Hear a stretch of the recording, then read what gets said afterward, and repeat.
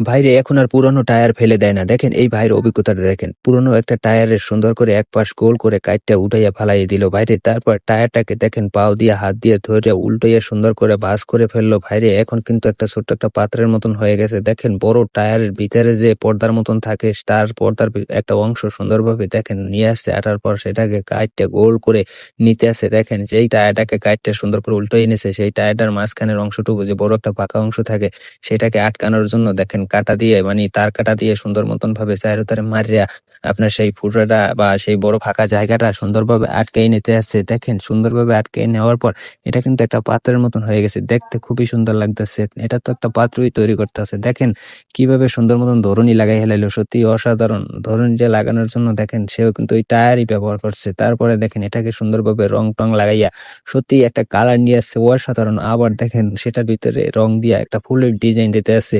ও লুকটাই অসাধারণ। এটা কিন্তু অনেকদিন ব্যবহার করা যাবে। এটি কিন্তু আপনার একেবারে নরমালি না এটা যে নষ্ট হয়ে যাবে এটা এমন কোনো জিনিসই না। সত্যিই অসাধারণ। এটা কিন্তু সব কাজেই ব্যবহার করা যাবে এবং দীর্ঘদিন সত্যি অসাধারণ একটা লুক নিয়ে আসছে।